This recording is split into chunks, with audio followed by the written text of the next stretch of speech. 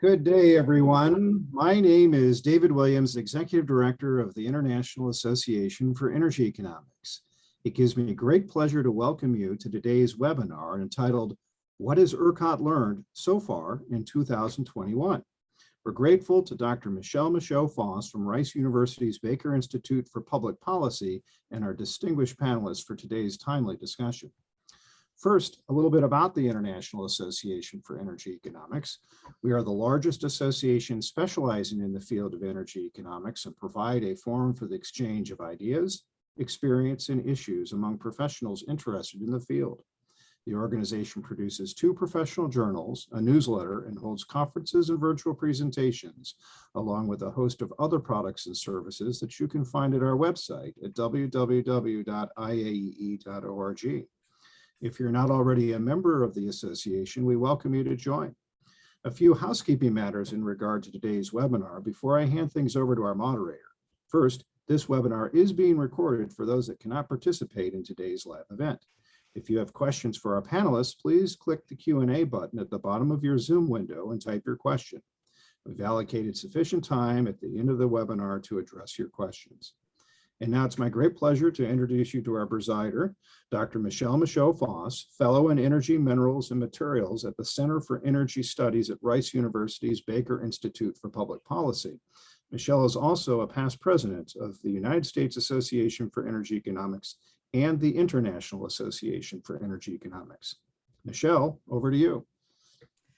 Thanks so much, David. It's nice to be back in front of the group on a topic that has taken up a lot of our time and in fact interrupted and intervened and prevented me from joining a webinar with everyone that we plan to do during the week of the freeze in February. So it's nice to be able to talk about that event and with some distance and circumspection. I'm very grateful to have 2 people with me who joined me in writing the article that we published and with whom I've had lots of conversations about all of this. Of course, all of us here in Texas and many other places have been talking about what happened in February and trying to put that into context. One is Pat Wood, who both of these folks I've known for years. Pat, in a short bio, was chair of the Public Utility Commission of Texas at the time that we created our market in Texas, and then went on to serve as chairman of the Federal Energy Regulatory Commission, and is now CEO of Hunt Energy Network.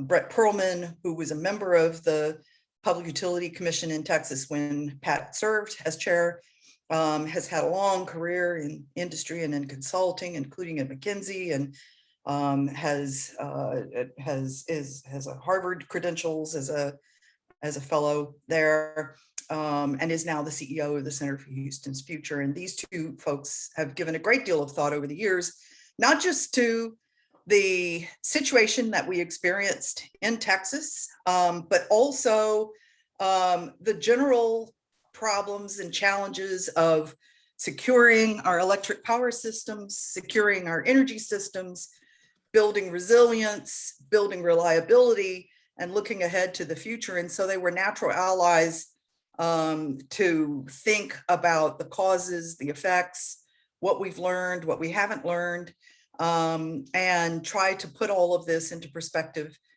for the future. So we're going to jump right in and basically recap very quickly what actually happened and what we understand about why it happened. Although there is still a great deal to know. And what I'm going to do as we go along is I'm simply going to introduce slides that serve to summarize the key points from the article in the Energy Forum, and then ask Pat and Brett to step in and help to highlight these. And the first, of course, important thing was the weather event itself, which encompassed all of the mid-continent of the United States. And so millions of energy customers were affected during that event, not just all of us here in Texas and not just ERCOT, but for a whole variety of reasons. The consequences in ERCOT turned out to be a bit more severe than in some locations, more extended, and certainly in terms of political impact, have exerted lots of ructions. The timing of all of this was the week of February the 14th. And so we're going to just kind of talk about those days. And first up is one of the official slides from ERCOT itself. And I think all of us are probably united, although you two can, certainly react, but leading up to the event, one of the things that people were concerned about was whether there was sufficient communication about the kind of weather, the severity of the weather that was on the way. Those of us who watch weather analysts and forecast desks pretty closely, there had been talk of a severe winter effect or event for some time, some weeks, in fact, before all of this unfolded. So kicking it over to you all, any comments on just the pre-event awareness and whether, in your opinions, the agencies, the state, the industry were all properly clued in as the winter storm approached? Michelle, the only thing I would add, as you get closer to the bottom of your chart there, and on I think our next page too, we have, with the amber alerts and the silver alerts and the blue alerts, signs on the highway across Texas. I've seen it in other states as well, that indicate that, some 70-year-old man's in a Toyota Tundra out of Plano, Texas, and he's lost. And I mean, you get statewide notice of relatively small things to not have really statewide knowledge in the popular arena. I mean, in the industry arena, of course, we were all getting ready, but in the popular arena, nobody had any clue that we were going to have the first snow in Brownsville, Texas since 1896. It was going to get that cold, and it was going to be from the top to the tip of Texas. And we've never had 254 counties under winter storm warning. And so that's a big deal. And I do think it's a drop ball. The legislature, to their credit, put, specific fixes in the new law that came out back in May, but still it's we just saw a lot of preparedness in our state next door yesterday with Hurricane Ida, even as dramatic as that was. And of course it didn't get everything fixed by any means, but there was very strong awareness that on a storm that just popped up. So this one didn't just pop up, but it was, it wasn't like Hurricane Katrina or Hurricane Rita that you had this week of dread of it coming straight at you. This storm was known, but not quite as visible as those hurricanes, but less visible than Hurricane Ida. So I would say we got a failing mark on this regard. Yeah. In fact, one of the common comments was that we need to be thinking about winter storms and the possible effects of those in the same way that we think about hurricanes. Brett, anything to add? No, that's what I was going to say. I think this morning is kind of an appropriate day to be having this, given what's going on in New Orleans. I think most of the city of New Orleans, at least, is reported to be out. So, lots of outages there. I don't think we were. I know I was driving around on that Saturday, and while we knew it was coming, we didn't know how bad it could get. So I think it was a little bit of we don't prepare for winters in the same way we prepare for summers.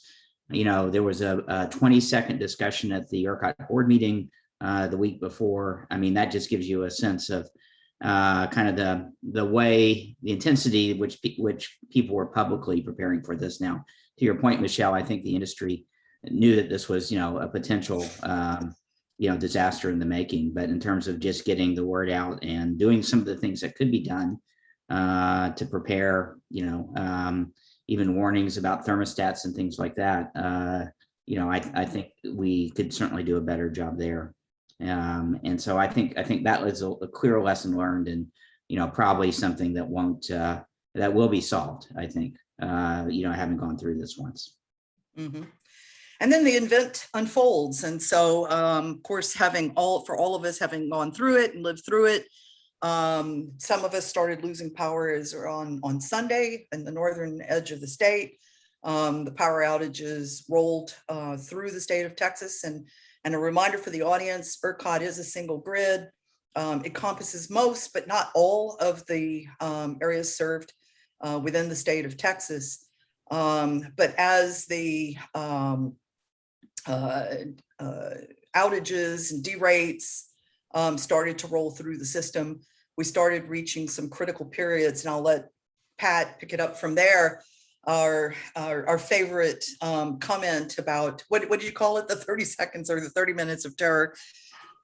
The moment it was the moments of terror, but it was actually hour. I do think as we look at the right hand of this chart where the red words are listed, we went through the 3 stages of emergency escalation within about an hour and looks like hour and 5 minutes, hour and 4 minutes, where you really got to the point of as this, and I call it this, if y'all who've seen the 10 Commandments, when the shadow of death comes down from heaven, it's like this cloud that hits Egypt and then runs and spills over all the houses. I think that's the way I think of this cold rolling down from Canada. It just comes in around midnight into North Texas and just knocks things off the grid faster. And we'll see a visualization here in just a sec that I will tease you for that. But it happened extremely quickly, and ERCOT reacted extremely quickly as they're trained to do. But asking for curtailments by people who agreed to be interrupted, but that went pretty quick. Then bringing in as much from the outside as they can, but the other states were going through the same stress, so our limited ties to the outside were unavailing. And then finally, at the maximum, which is EO3, is that we drop firm load. So we have a lot of firm load in Texas, and a lot of that firm load was running electric resistance heating. We're now 60% home heating for residential customers by electricity, which is kind of a big turn from natural gas. And when I was born, it was about 90% natural gas. Now it's below half. So a lot of people were depending on their electric appliances to heat their home. And so that really did escalate demand almost vertical. And so therefore the load was cut at that moment and increased. And the important thing, as we all talked about this, this was an outage event. It was a generator event and a fuels event. We didn't have downed lines, not in a major way, right, Brett? Yeah. I mean, as we've picked through all of that, that was, I suppose, one thing that was a good thing about all of this. Well, there are a couple good things. I mean, the other thing is just, this happened at 1 o'clock in the morning. Can you imagine what would have happened if it had happened at noon, the following day, and how much worse the situation could have been given the amount of demand, so that's one thing. But I think the other thing is, it wasn't a typical sort of problem. Usually where we have these winter storm issues it's more of a it's more of a transmission level or even distribution level problem. So this was very unusual in the sense that it really caught us flat-footed. I know we'll talk about weatherization in a few minutes, but it really exposed the weak underbelly, if you will, of the system in terms of preparedness on the generation side. Mm-hmm. Yeah, Michelle, what was going on at the next morning.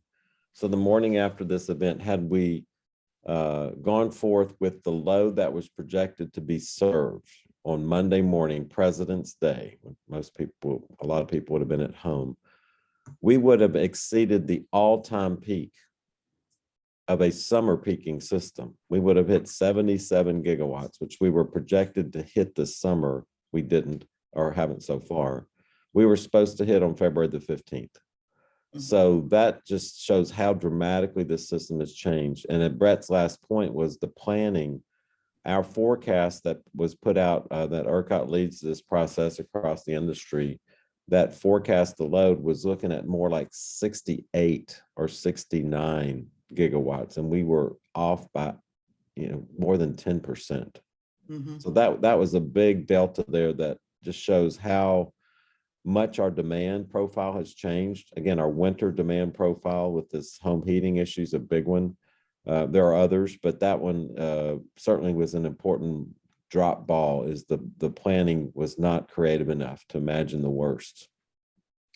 Of course, the real threat, the real risk for all of the engineers and technical folks in the crowd was the frequency, the stability of the grid itself, which, of course, back to our 1 hour of terror is right there when we crashed down to below the 60 megahertz that is what we normally look for in running the grid. Brett?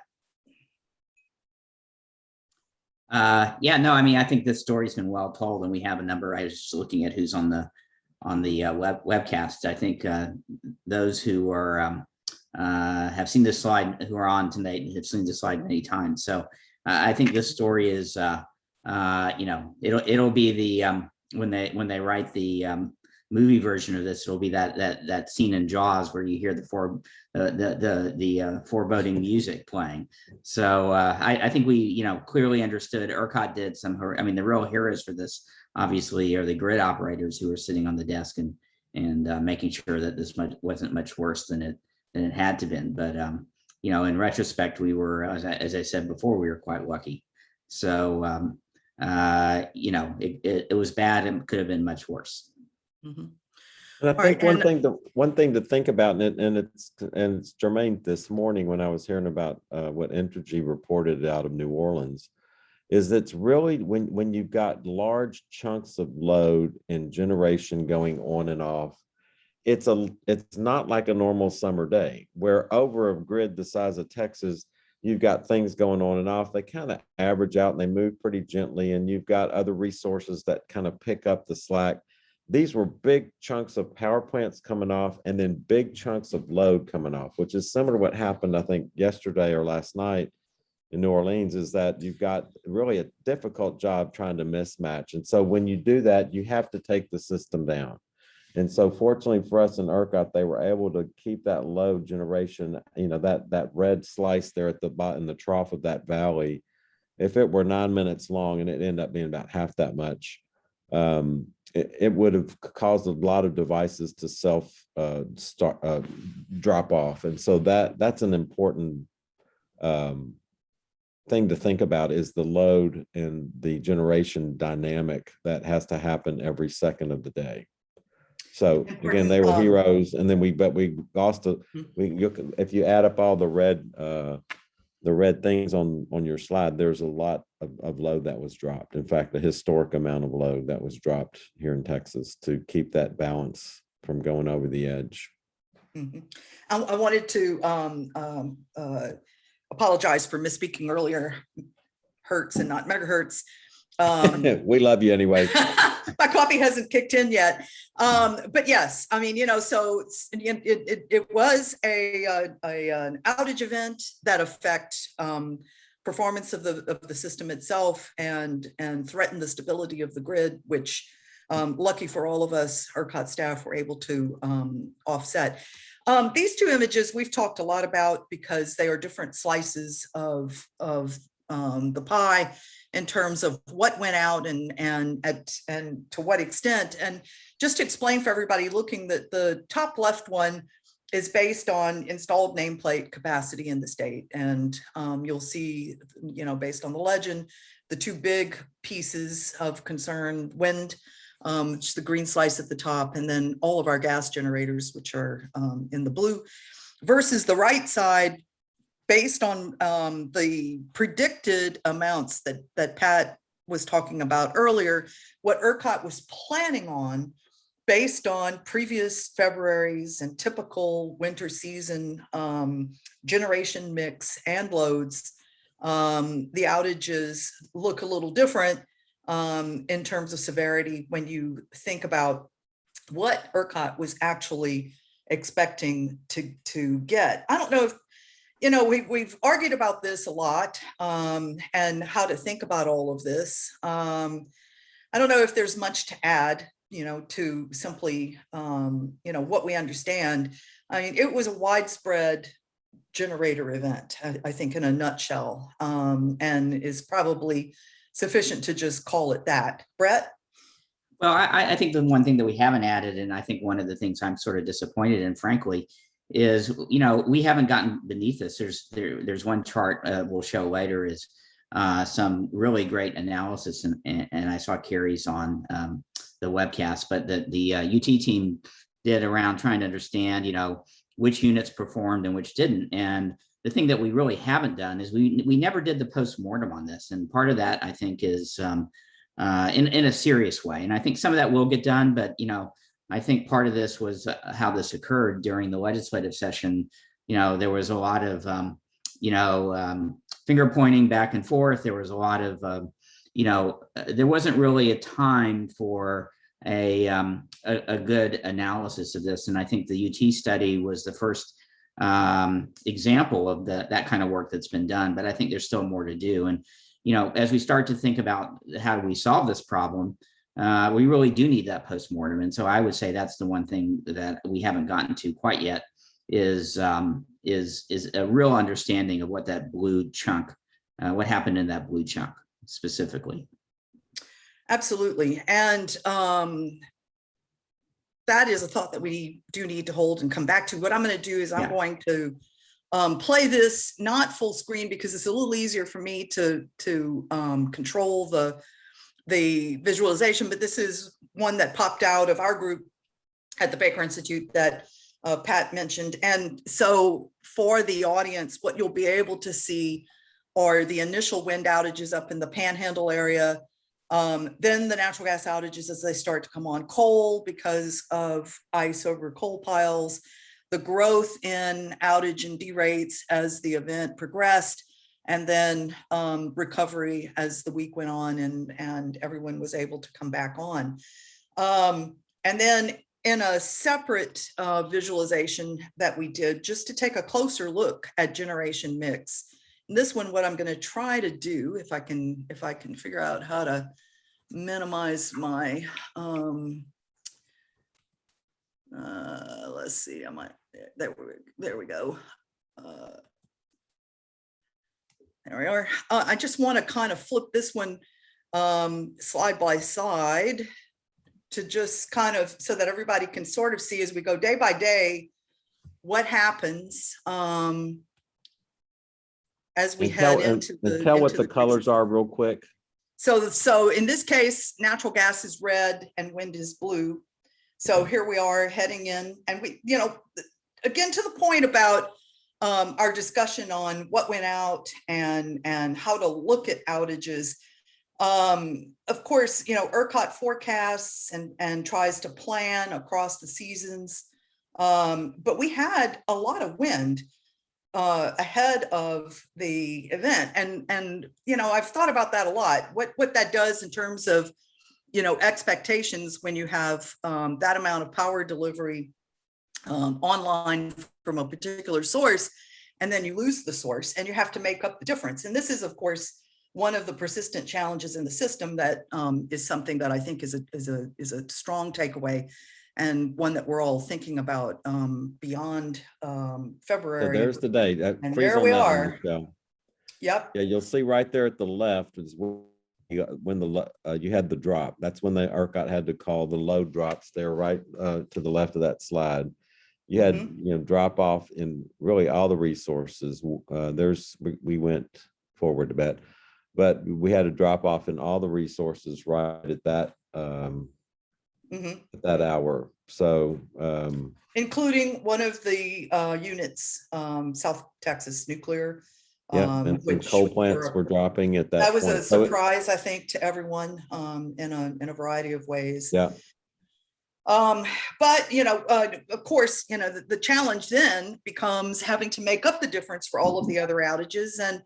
And one of the routines within the state, the way the grid gets balanced, is a call on natural gas generation because it's responsive. Correct, guys? I mean, this is how we've been running the system in Texas for a long time. And if you don't have that gas generation to be able to make up the difference, because you don't have the fuel in this particular case, then the problems just exacerbate. Now here's wind coming back online again, pushing gas out of the picture, which is kind of the usual course of events, day to day and season to season in Texas. Yeah, this is really great. Michelle, I love know this. you and Ken and others at Rice worked on this. I know that I don't know if it's on the web yet, but it's really would be really interesting to spend some time looking at it. So hopefully it'll get up if it's not quite out yet.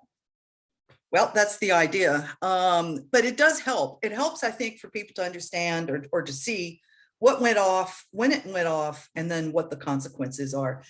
Yeah. All right. We had some price effects, and this, of course, was really where the rubber hit the road. Particularly in the ancillary services market. And I think one of you needs to just kind of, for the audience, given the structure of the Texas marketplace, anybody who's not familiar with it, talk about our ancillary service market, why we did that in particular, and what's actually in it.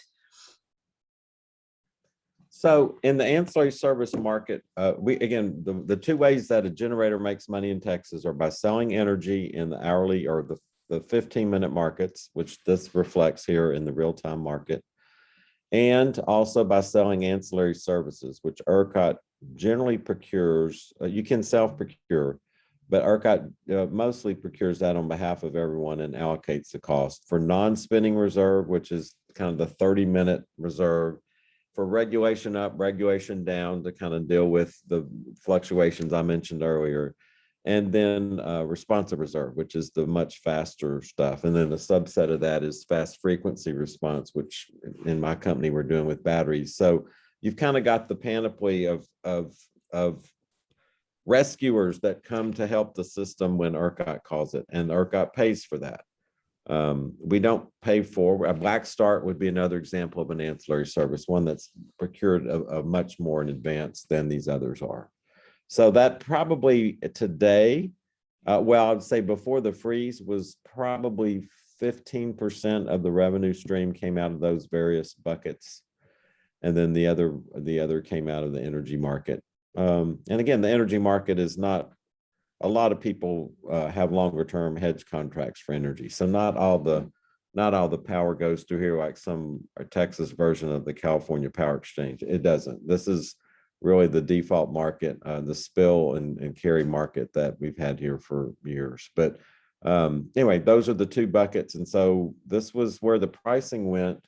What happened there in the blue line, you'll see from midnight of Monday night. So basically Tuesday morning through Friday morning, the PUC overrode the market protocols due to some long stories I won't go into, but I think Brett and I have kind of winced about this for, I guess, 6 months now, but they superseded the operation of the market dynamic and held the price at 9,000 to basically entice all the generation that was available to come to the party. Of course, there was no generation available. And so that looking backwards, I think all would probably want to redo that. But nonetheless, the real-time market, the day-ahead market shows where the players in the market looked to see things, but the market was artificially held there. And then ancillary services actually were allowed to go. This is an offer cap, not an actual price cap, and so the prices of ancillary services were in some cases double or 2.5 times that. $20,000 roughly. Yeah, 24 was the highest I heard. Yes. So, and as a reminder to the audience also, although famously, maybe this is the one thing that everybody knows about Texas at this point, is that we are, quote, energy only, or at least that's the way we describe it.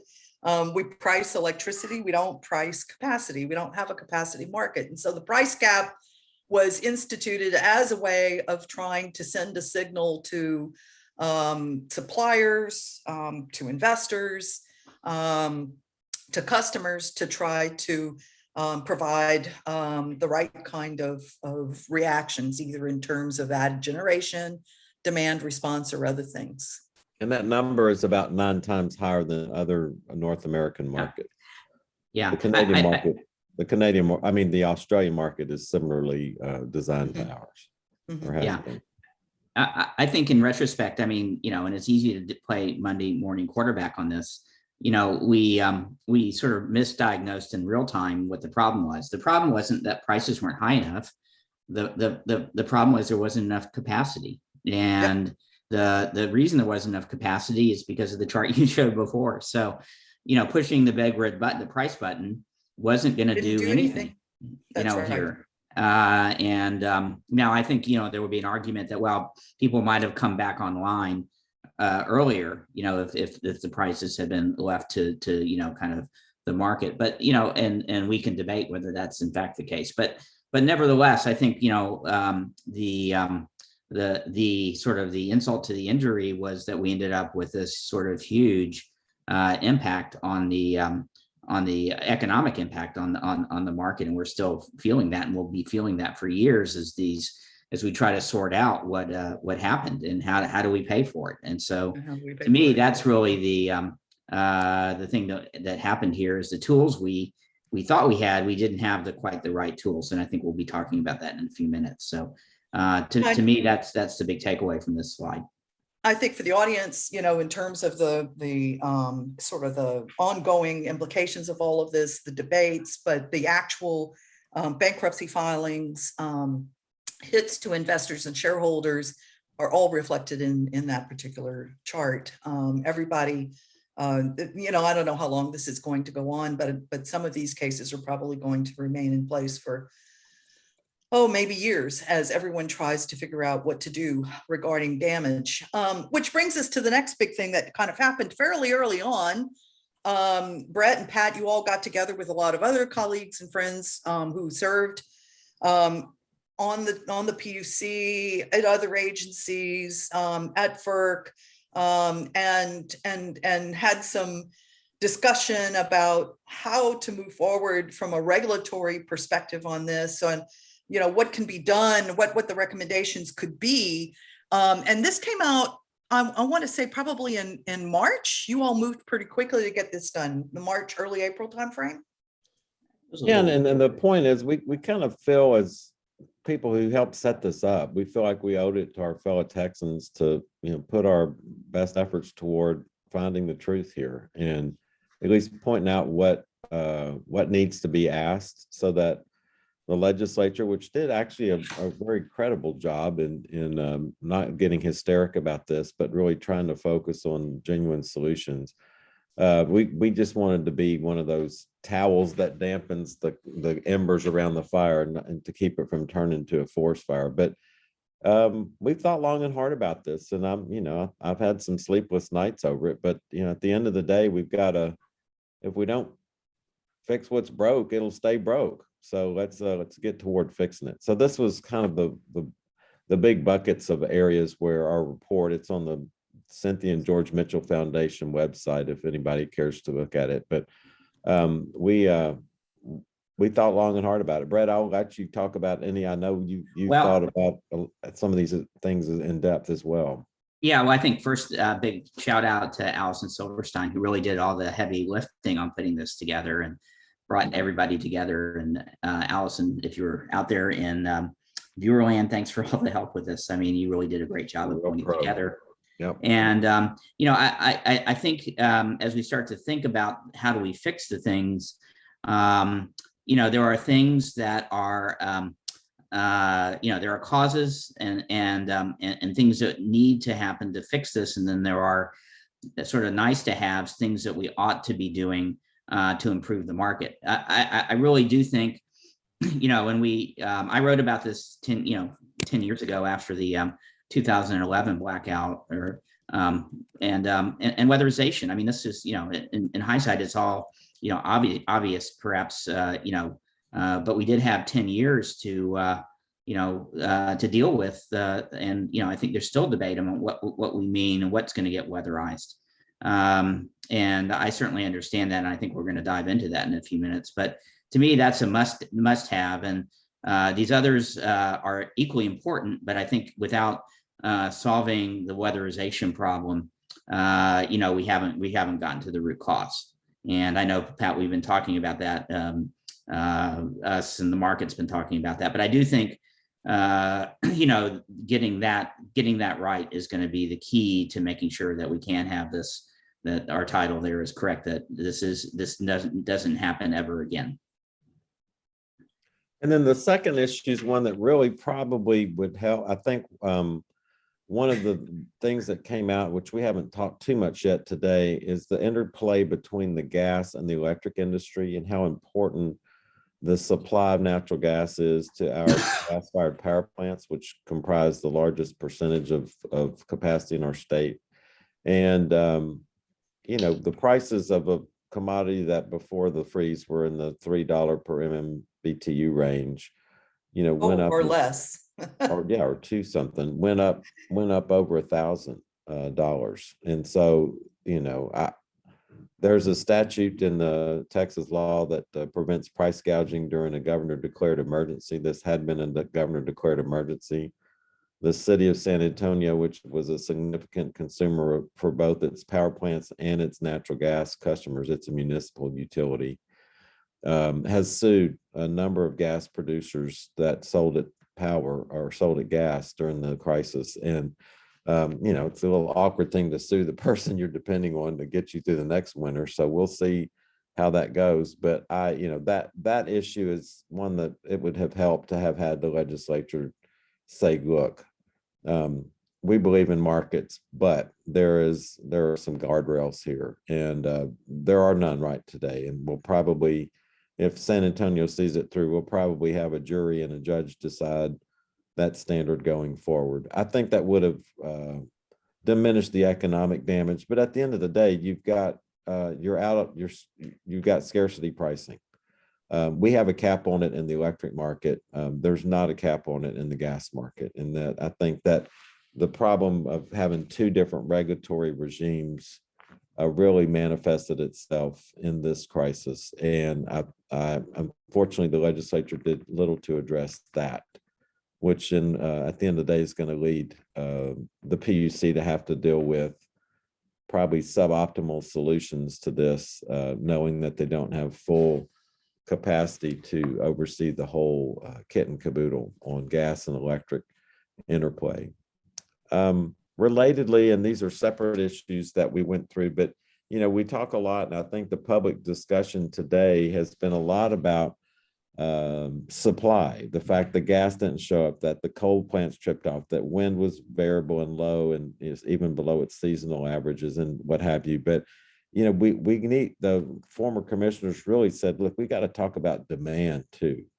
Yeah. We've got we started in the Bush years a pretty good approach toward beefing up the building standards for new construction, residential and commercial, in our state. That's kind of flagged in the recent years, and putting that kind of back in the center of the agenda needs to be an important goal, because long-term fix to make sure it never happens again is to do things that keep this the demand escalation that we saw, that again was 10% off the most recent extreme scenario indication. But you know, people go to bed, they leave their heater on, they went to bed, and the thermostats just do what the thermostats are told to do, which is keep the house at 65 or whatever temperature it is.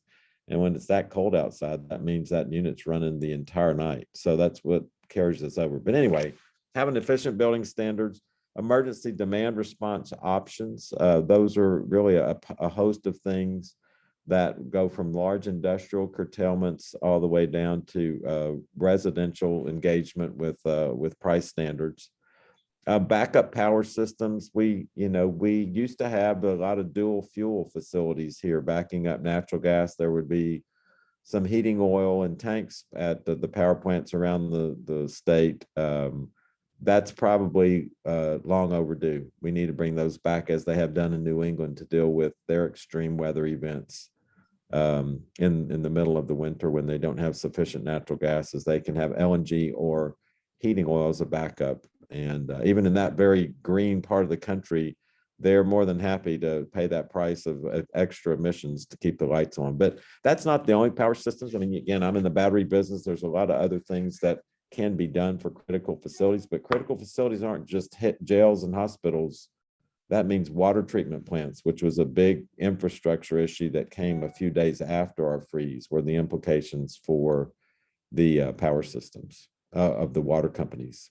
But you also have to think about duration. You know, we tend to think about outages as being relatively brief events because we I think expect that people can address them.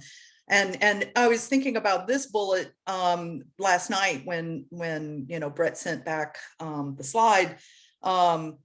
What in planning and forecasting encompasses duration? And this is a week-long event. We could have other week-long events. And so when you think about backup power systems, emergency demand response, it has to be for the duration of the event. Otherwise, it's a poor investment. Yeah, well, I think, and I see Michael made a comment in the chat. I think this isn't a capacity problem. And we had plenty of capacity. What we didn't have was that we didn't have capacity that was operational. Yes. And so to me, that is really the key. And that addresses your comment about duration. I mean, yeah, we can have a weather event for a week, but as long as the plants are operating, they're operational. then I think we may have some impacts in terms of outages, but nothing like we had here. So to me, let's just focus on the what the key problem was. I would love to see, to emphasize the other point that Pat made, demand response needs to play such a more important role in this market. And I worked on this for over 10 years when getting the emergency response service program into place, which was highly controversial, at the time, because it's an out of the market tool, but it is a tool that we have. But what we don't have yet, and we need to work on more, is in the market ways for demand response to participate. We never integrated load into the the framework that we have. We got stuck a few years back on this sort of LMP minus G issue, and then the whole thing just sort of fell apart. So there's a ton more of work to do in working on the load side of the market, and that work hasn't been done. And so to me, if we were to pick things to work on, those would be the things we ought to be focused on first. And I think a lot of these other things, we need to focus on as well. But there are some clear things that need to happen to make sure that we do address these long-tailed but infrequent events. All right, and to kind of move us along and on that point, in fact, the recommendations came out. Of course, we're not the only ones who are thinking about this, and other work is progressing. One of the things we incorporated into the article was a different look at the outages and derates to try to get at what entities are affected in what ways. And this was a rather surprising result for all of us to see the difference across all of the different resource entities, the providers of generation.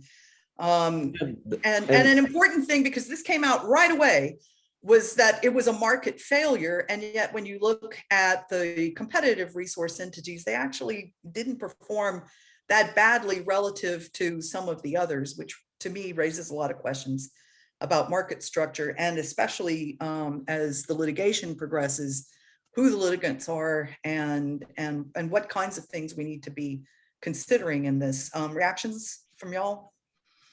Yeah, the dotted orange line is the Brazos co-op, the large co-op that went bankrupt right off the bat. I think their plants were kind of known for not being well maintained, but again, you never see it manifest itself quite as dramatically as it did here. But the blue line is the wind only companies that are competitive. No, not wind. The top of the blue hashed line is the yes, up at the top. The top line. I'm just kind of breaking those out for people.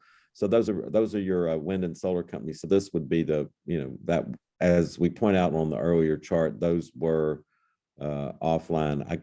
The bulk of the generation are in the two solid lines though, and I think that's, for me, as one who's been a big proponent of competitive power markets and the efficiencies that those bring to customers and to the system, this was actually great data to see. I mean, I was not surprised because I've lived through it as chairman of Dynegy. I know how you have to kind of live or die by how well you keep your plants up. And so there's a really strong financial incentive for people without rate base to keep their plants in good operating condition. And particularly when you have a $9,000 lost opportunity or $9,000 penalty for not being able to supply power under a forward hedge, you know, there's a lot of regulation, business regulation, I should say, in that system that works pretty well. So this, to me, validates that.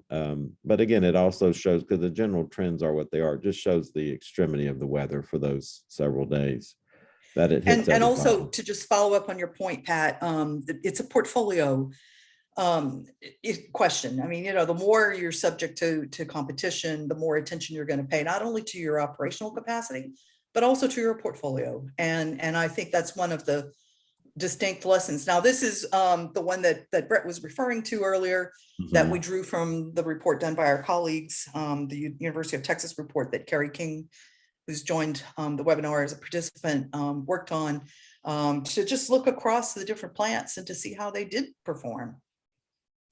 And yeah, to me, this really is the you know, the story that we need to get underneath this is it begs the question, why are those a lot of those plants up and to the left? You know, we don't have that data yet, and I know this is somewhere, you know, perhaps the next place we need to go. If we can start answering that question, why these plants didn't perform as they were designed, you know, then we can start to understand what we need to do to fix the problem. Yeah, I love the way that Carrie King put it in the comments. It said, give us more assessment about the power plants that did not go offline, those ones there on the bottom. Were they lucky? Were they actually more prepared? It would be great. I mean, that lessons learned. I mean, I did suggest when I went in to welcome the new commissioners on board that, you know, one great thing to do would be go around to the power plants that stayed on during the crisis and thank those staff people there and get your picture in front of the wall with all those guys and gals that work there, because those are the heroes too, not just the people in ERCOT keeping the frequency at 60, but the people who did invest in their plants, who did go out and put up pup tents around their facilities to keep, so they could keep the heat inside of a small envelope to just get them over the edge. I mean, those kind of things, you know, again, we saw it yesterday with a lot of the heroes, the Cajun Navy. I love them. I always think you missed Cajun Michelle, but they were doing a lot of great work. My Cajun family members were out there, that's for sure. We're saving Louisiana. So, I mean, you know, but I should add, and we're going to get to what's going on future, but while we're on this slide, the commission, just to get going on this weatherization, so we get things on the map, they'll drill deeper later, but I like the 80% solution is, let's get it to this standard. The 2011 NERC-FERC report for that outage, which was our largest outage, controlled outage before this one, did set out a lot of specific standards. And so the commission's going to start off their weatherization saying, do that at a minimum, and we'll continue to work on this and maybe raise the standards later, which I think, again, it's rough cut justice, but I do think somebody's looked at this 10 years ago. And Brett, probably one of your finest moments was that great op-ed you wrote right after, which is, wait, don't forget, this was a problem, we got to fix it. So we're 10 years late, but, you know, fool me once, shame on me, fool me twice, shame on you. We're going to get it fixed. So that's what they are moving forward on to implement this week. And by the way, this is a good opportunity to say that among all of the other things that are still going on is the FERC and the North American Electric Reliability Council review of the event, and we don't know where the status of that is exactly. Yeah. I doubt that y'all have heard anything since the last time we talked last Friday, but you know, that is still pending. Another aspect of all of this, this one was the one that caught my eye because I was right in it.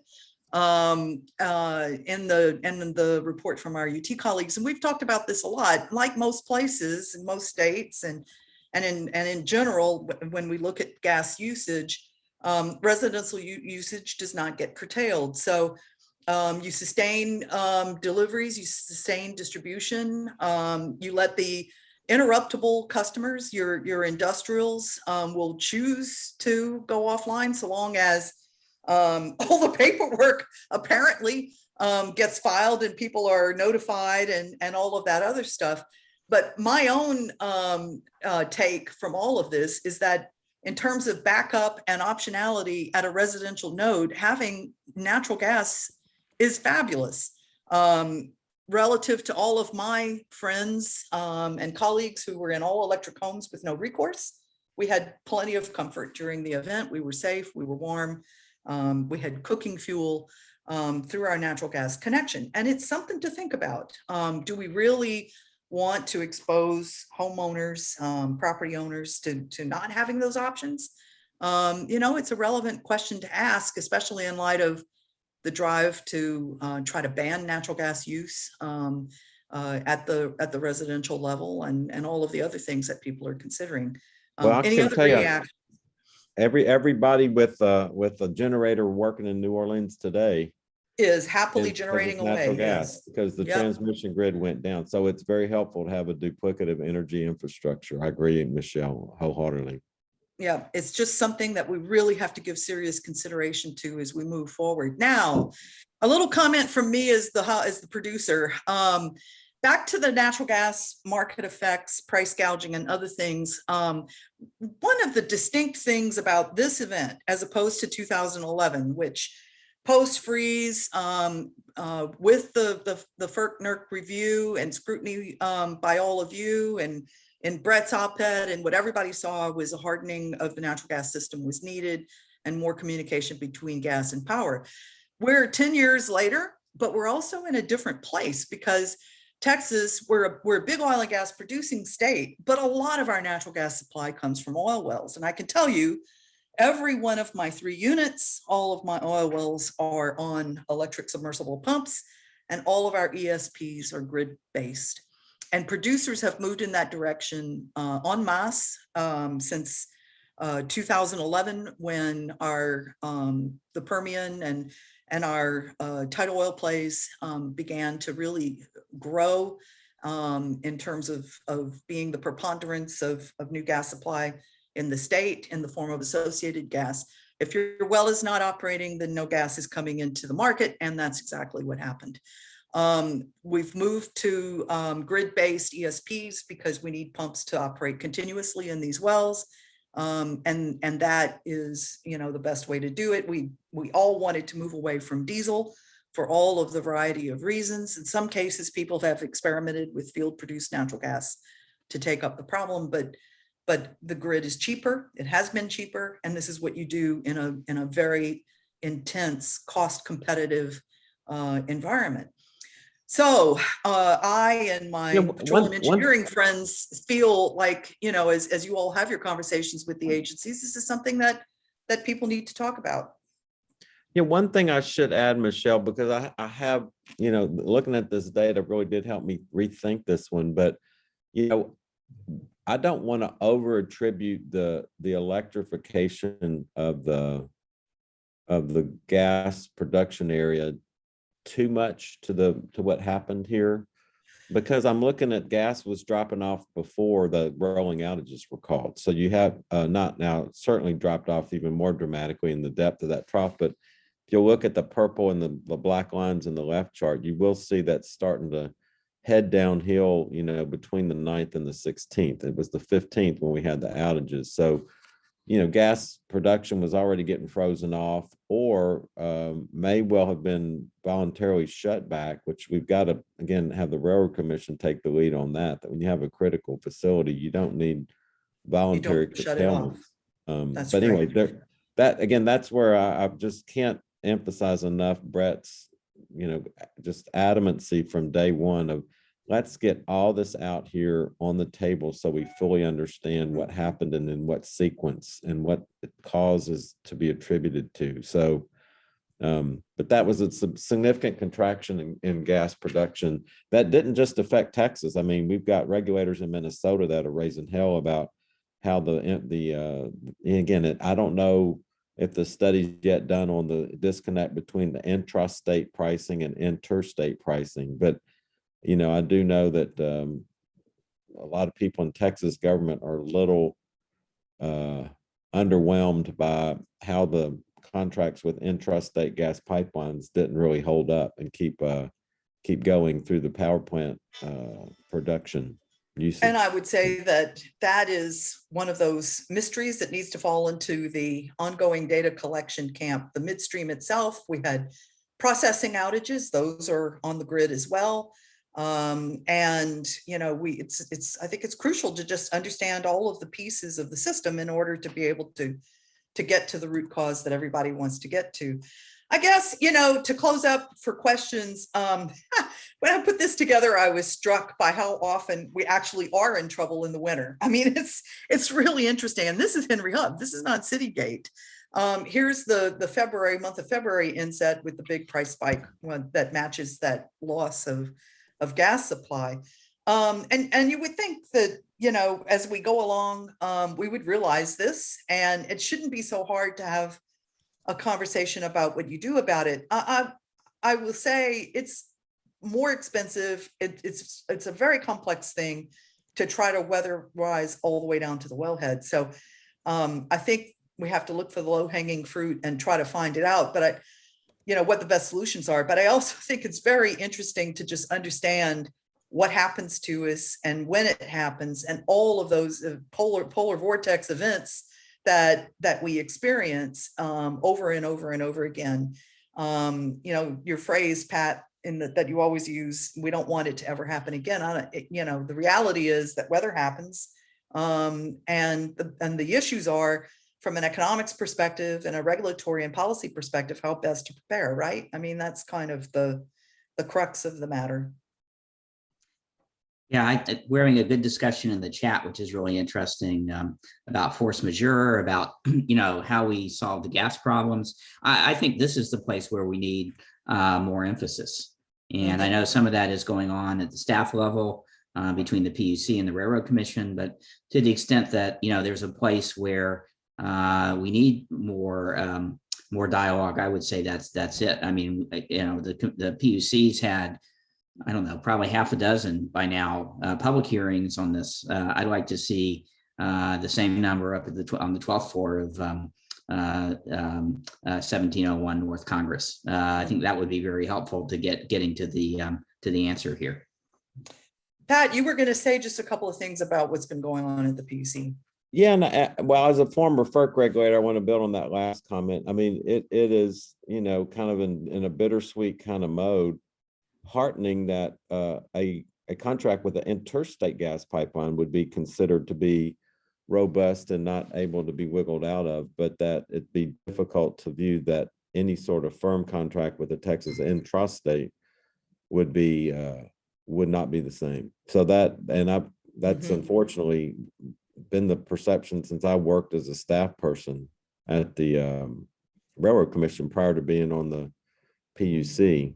I can see you, Michelle. Yeah, I'm sorry. I was just trying to read my screen.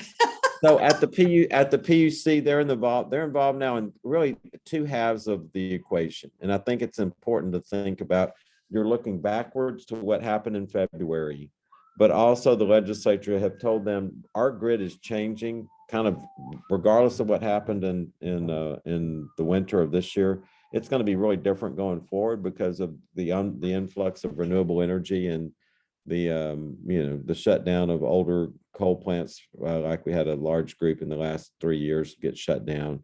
So we've got to design our future for that. And those are really two separate things going on. So you'll probably hear some dissonant messages going on. But again, our focus is like, let's learn as much as we can and fix what happened in February so that we've got a strong base on which to build that future grid. But there are a market design.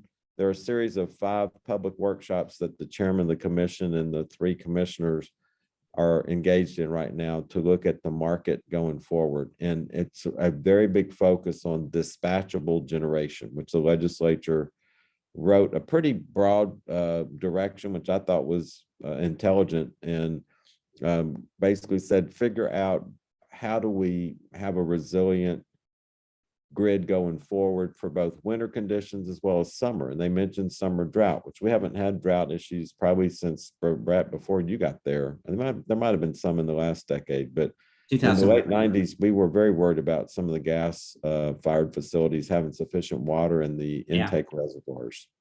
And so that has an implication on nameplate capacity, availability, and what have you. But so they're looking at weatherization. Again, as I mentioned earlier, they have proposed a weatherization statute, kind of a regulation part 1, which basically says we're going to adopt the 2011 recommendations, implement that now. So then they've got substantial penalty authority for those that don't. Now, the question for me always is, so who's out there doing the auditing?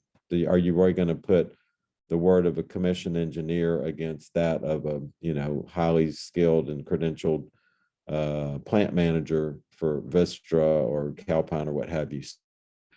We'll cross that bridge when we get to it. But again, I think that's kind of step number 1. But then moving forward, not much has happened on the demand side response, which I'm a little discouraged by. But again, I think they're moving on a lot of fronts very aggressively. So I think that's good. The gas electric stuff, again, as I mentioned, and we've talked in the chat, we don't have a lot of visibility. I have heard that at the staff level, there's a lot of staff to staff discussion. They've got to identify, thousands of critical gas infrastructure facilities here by early next year. So that's got to go forth in a pretty aggressive manner. Pat, when you say, I'm sorry, let me interrupt and just ask quickly. When you say staff to staff, are you talking across the agencies? Yes, Railroad Commission to PUC. So that's my best hope. I've just seen so much more activity on the public level from the PUC commissioners compared to the railroad commissioners. And, again, my and you're economists, so I think you'll relate to this, but what incentive do you have to fix a system that reaped billions of dollars for your industry? The electric guys are clearly incentivized because not a one of them appear, or no, I'm sure a couple did, but not many made money. But on the gas industry side, they had a scarce commodity and they sold it at high rent. And if you had it to sell, let's just be clear about that. Everybody's using the plural, including in the Q&A, very liberally, and I can show you my invoices. I had nothing to sell. I made no money. I lost. So, that's and if you're a processor and you had no electric power, you couldn't process, you couldn't buy, you couldn't sell. So there was plenty of damage on the gas industry side. But like everything else, we have resource entities who, to your point, Pat, did very well because they did have generation. Those plants that were under the line in the UT report, they did fine. The reality in a situation like this is that it's very uneven. And I think that makes it hard to manage the political discourse. And I think one thing that happened, and this is the unfortunate implication of the PUC's intervention in the market, is when you have a regulator override a market and set the standards that said it's going to be $9,000 until we meet again, then everybody back solves off of that 9,000 into, well, I'm not going to let you get rich off of that. I'm going to charge you this. So you really you use that artificial price construct to then price out what a normal market, as you saw from your earlier chart, that give and take would have set that price lower, and you would have had some downward discipline on the procurement price for natural gas. But if you're a gas seller and you say, hey, you got a 10 heat rate and you're getting $9,000 for that power, well, you're paying me $850. I'll give you a little extra, but that's an intervention that, again, really was again, you folks think about this stuff. I'm a lay economist because I was thrown into the job as an economic regulator like Brett was, but I've learned to trust the economists, and I think that was one where the economic carnage that happened from just that 3.5 days of excessive or of non-market based pricing in the power market really reaped some damage. Now, the legislature did require that what do we call that? A fail-safe. What was the name of the phrase, Brett, that we use? A price trigger happen if the markets are in certain conditions for so on. So that's a separate proceeding going on at the commission, is to properly design the price trigger so that issue won't happen again, where you're putting out a midnight order and trying to really bring some discipline back into the market. Mm-hmm. Hey, Michelle, I just wanted to make a few closing points. First, I think we'd be remiss if we didn't say the word climate change on this, because I really do think that we really have to acknowledge not only the fact the climate is changing, but the system has to change, basically to address, this global imperative. I also think the last point you're making there on the page there, that we are at the front line, and we've been really, I think people don't understand how the generation mix in Texas has changed as a result of the market. And so we can be on the leading edge of addressing this. And the key is going to be integrating, providing, both base load and thermal generation, and integrating solar and wind and storage. And so we are at the front line of that. And I guess the last point I would make is not the physical resources, but the intellectual resources that IAEE and a lot of the folks who are on this call who spent countless hours working on this problem. I think that's really what the solution is to get everybody engaged in addressing this. And I know in the edition that we wrote on the IAEE newsletter, there were a number of great articles that I think people can take a look at, written by some of the folks on the call today and others. So I think at the end of the day, this is really a call to action to really engage, the brain power of everybody in this, not only to address the reliability aspects of this, but also the changing nature of our and the required changing nature of our electricity system. I know Brett has to sign off. Pat, if you can stay on a couple of minutes. I don't know whether we've fully addressed all of the questions that are on here. There was just one in particular that I thought you might have a reaction to, that comes from our colleague Julie Cohn, about the particular role of the discos in all of this. And I just wonder about that, because I think that's close to the consumer interface and what everybody was watching. The announcements on outages, the timing on outages, the lack of information on outages, all of that I think was particularly frustrating for people.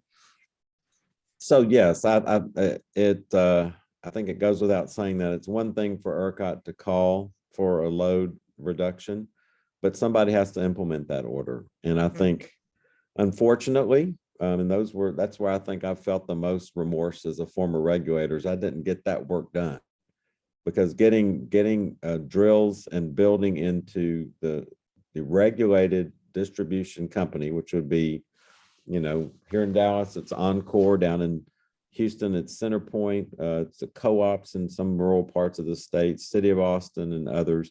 Those utilities had to rotate the load, or they were attempting to, or they were supposed to roll the load so that you're out for an hour, you're on for an hour, you're out for an hour. People in Austin were out for 74 hours. I was out for 36. I felt lucky, actually, when I heard other people in Houston. But some parts of the state were able to manage it on and off, like Pedernales customers, I think, were on an hour, off an hour. So they were able to roll the load. But that all ties back to how many separate circuits do you have to play with.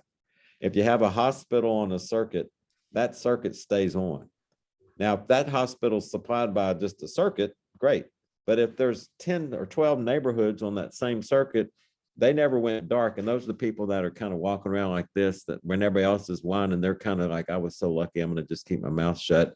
It should be better than that. We've spent billions of dollars in the smart meter to put smart meters and the associated infrastructure in place in the distribution systems.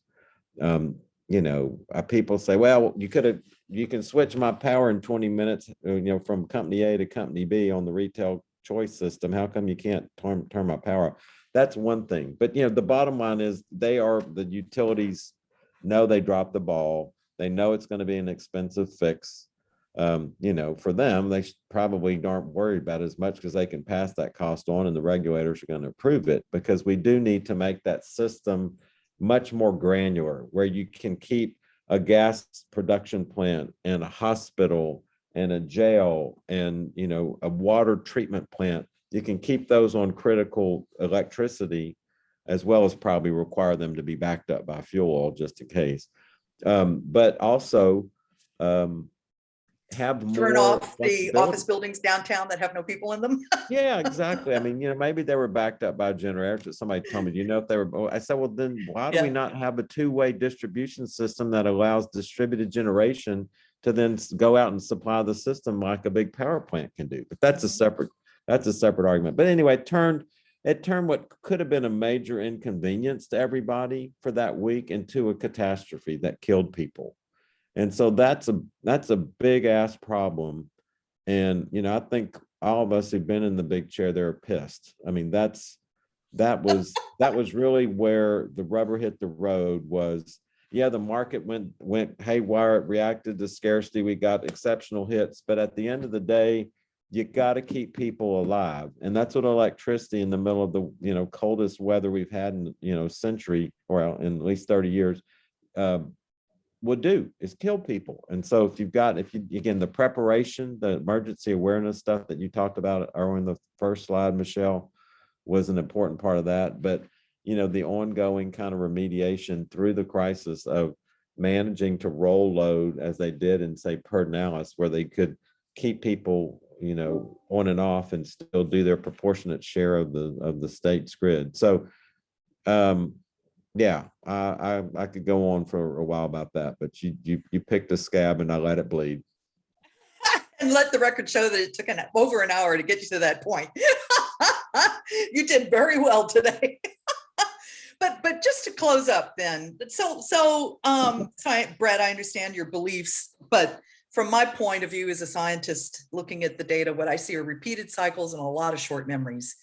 And we go through this stuff over and over again, about every 30 years, about every 50 years, about every 100 years. I mean, that's the path. That's how you sort that out into broader, longer term trends is, I think, the heart of the debate. There are some, to me, facts that we can't ignore. Since 2011, what happened to the population in the state of Texas? So we added by what, a third? Something like that. We're a fast growing place. We've added congressional, one or maybe 2 congressional seats, I forget now. And we're competitive and everybody wants to be competitive. So to close up, going forward, there's a lot of stuff that people want to do.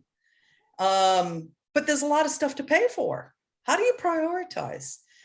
How do you load the grid up with everything that everybody wants to try to do, while also ensuring that it can function, the system can function the way it needs?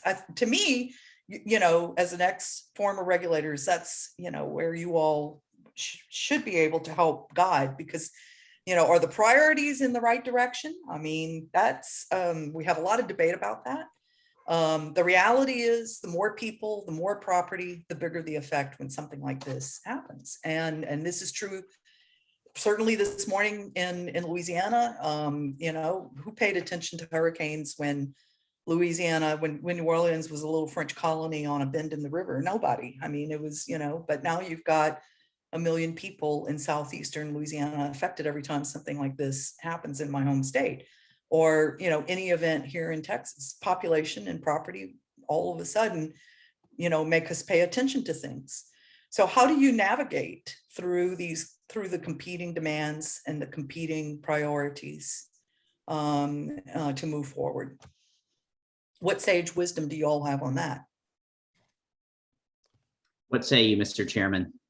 Oh gosh, I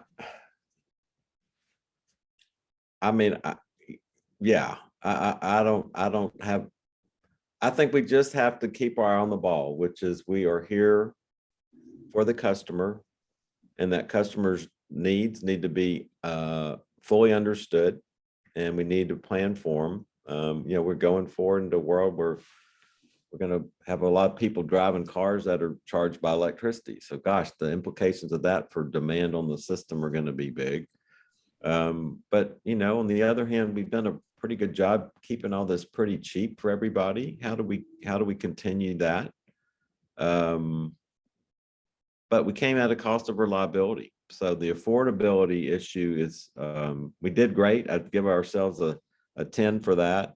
I'd give ourselves a 10 for decarbonization.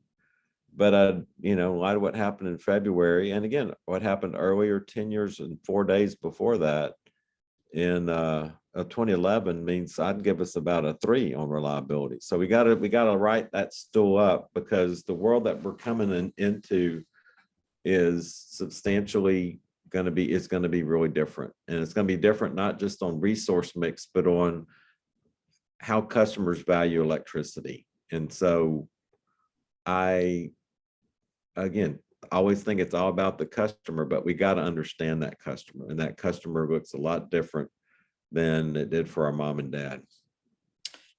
Well, I'll take the last word as the chair of the event and say that in all of my, I don't know, 30 some odd years knocking around electric power related questions and issues, the one thing that I and my closest colleagues have never seen is an answer to how you value reliability. How do you value it, and how do you get it into the market in a way that the market can accommodate it? And I think that's probably a good way to close up. Thank you all for the time this morning, for joining to, get an article together that appears to have been of some use. I want to thank all of the people who joined the webinar this morning. There are a lot, as you said, a lot of really good heads in that group, and I hope everybody goes off and puts the talent to constructive use. Dave, thank you so much for organizing this, and I was very happy to be able to do this for the association today. Thank you, Michelle. Thank you, Brett and Pat, as well. Reminder that a very good article on this topic has been written on a special issue of our Energy Forum. It's no doubt that more and more events, weather related, are affecting our energy industries. And so I encourage all of you to stay engaged with the association, watch what we're publishing, participate in our webinars. Once again, we thank you all very much for listening. Wish you a good rest of the day, wherever this finds you on our fine globe. And good luck and goodwill to all of our friends and family in southeastern Louisiana. Amen. Speedy recovery to everyone, and everyone else in the rest of the U.S. as Ida makes its way across the landscape.